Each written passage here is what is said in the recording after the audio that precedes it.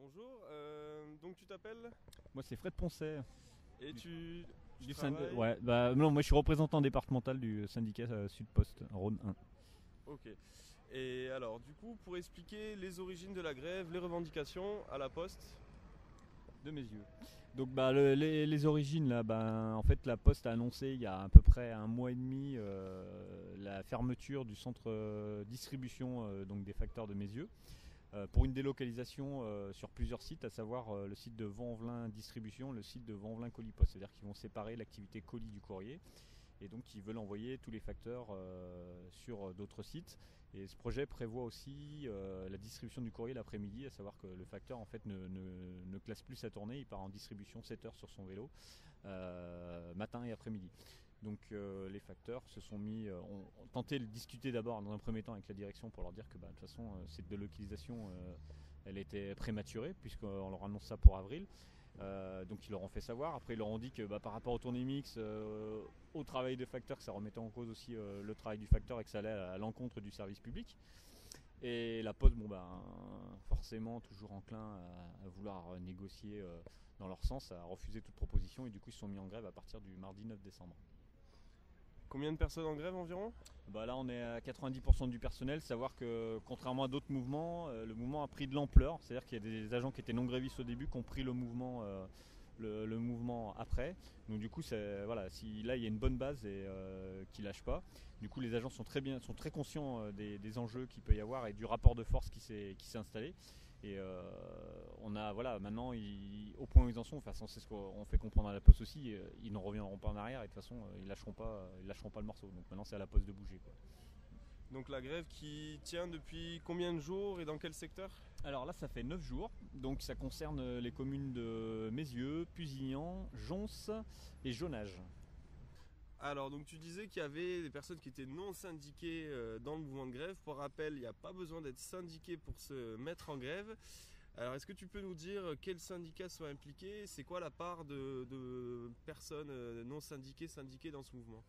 Alors il faut savoir que là, actuellement donc, il y a 90% de grévistes, et ce qui est assez inédit et moi je dirais plutôt encourageant pour nous, on va dire syndicalistes qui on va dire plutôt de lutte, c'est que là il y a beaucoup d'agents qui sont non syndiqués, on va dire que la quasi-majorité quoi. Et en fait c'est vraiment eux qui ont décidé du mouvement et qui ont fait appel à nous en Sud et d'autres syndicats, mais bon on s'est retrouvé tout seul au final parce que les autres syndicats n'ont pas déposé de préavis, justement pour légalement pouvoir exercer leur droit de grève. Et donc pour exercer le droit de grève il faut un préavis d'une organisation syndicale qui est représentative dans l'entreprise. Donc du coup c'est comme ça que ça s'est passé. C'est pas on n'a pas de militants sur place qui ont enclenché le mouvement, c'est-à-dire que c'est vraiment eux qui se sont réunis qui ont décidé, qui ont pris en main le mouvement. Après par rapport aux autres syndicats, il y en a qui n'ont pas suivi, il y en a qui par voie de presse ont fait savoir que la grève ne servait à rien, enfin essayer de démobiliser les gens. Quel syndicat Voilà. par exemple? Donc ça c'est le syndicat Force Ouvrière. Donc on était en plus là en fin d'année, c'était une période électorale, donc les autres syndicats étaient plus sur les élections pendant qu'ils allaient payer des cafés pour appeler les gens à voter pour eux. Nous on était sur Mézieux pour gérer le conflit. Voilà. Et donc on a pu voir aussi dans les communiqués des méthodes de la direction. La question c'est comment la direction essaye de mettre des bâtons dans les roues à ce mouvement de grève.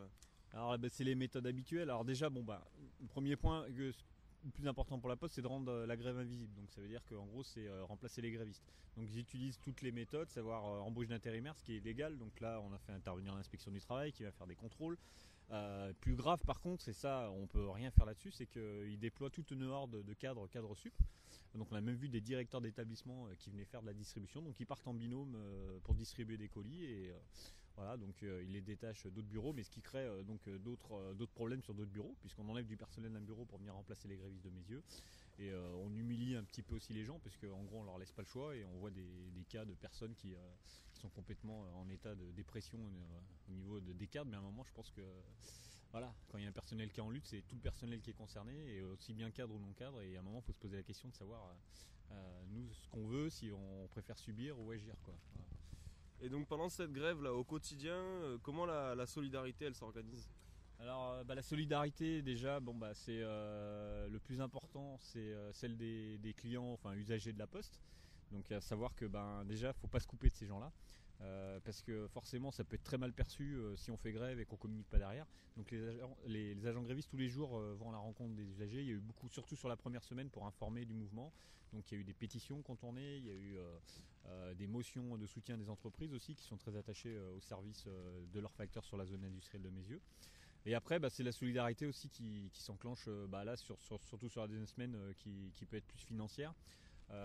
Parce qu'il y a quand même 28 grévistes et contrairement à ce que pensent beaucoup de gens, peut-être pas sur Radio Canu mais sur d'autres radios, les grévistes ne sont pas payés, hein. Voilà, ils perdent leur 30e de salaire et que forcément la Poste fait durer ce conflit et est mise sur cette usure là, parce qu'il faut savoir que le facteur, quand même, on a des salaires qui varient entre 1200 et 1500 euros, donc c'est pas des gros salaires et que ça tire vite sur la corde. Donc les solidarités financières, c'est quelque chose qui existe aussi, et voilà. Après ce qui est le plus important aussi, c'est quand même le soutien des clients, des usagers, et puis d'autres médias aussi comme Radio Canu par exemple, qui peut venir s'intéresser et médiatiser le mouvement, parce que le talon d'Achille de la Poste aussi, c'est son image de marque, et je pense qu'elle en prend un sacré coup parce qu'ils utilisent des méthodes qui sont lamentables, quoi. Donc on parlait dans les piquets de caisses de grève. Nous, auditeurs, auditrices, comment on pourrait faire pour soutenir concrètement les grévistes? Concrètement, les grévistes, si vous voulez les soutenir, c'est déjà soit de passer sur le piquet de grève le matin, et soit de leur apporter quelque chose, une solidarité financière, ou même à manger, ou n'importe quoi, ou même un petit soutien moral. On prend tout, quoi. Et après, pour les dons, pour certaines caisses de grève, il y a le syndicat aussi, Syndicat Sud, où on peut nous contacter via internet sur le blog, et il y a une page Facebook aussi spécialement dédiée à ce conflit. Voilà. Donc on utilise aussi pas mal les réseaux sociaux pour mettre en œuvre tout ça, quoi. Donc voilà, si vous voulez passer aussi au centre de la Poste, c'est rue Lucien Buisson, donc à Meyzieu, 18 bits, rue Lucien Buisson à Meyzieu. Donc on va également parler des restructurations de la Poste au niveau national, beaucoup de réformes, beaucoup de privatisation. Concrètement, comment ça évolue au niveau national? Au niveau national, moi je vais parler plus de la branche courrier là. Donc actuellement, il y a une stratégie vraiment de détruire le métier de facteur et une productivité vraiment maximum. À savoir que le gros projet actuellement de la Poste, ils se battent aussi là-dessus.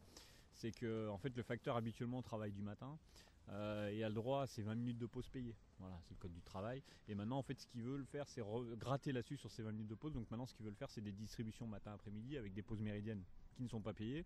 Et par exemple, ce style d'estimation, s'ils arrivent à passer ça au niveau national, leur objectif, c'est de faire 50% des tournées facteurs au niveau national sur des pauses méridiennes, donc de gratter 20 minutes de temps de travail sur tous les facteurs. Ça représente à peu près 1500 suppressions d'emplois.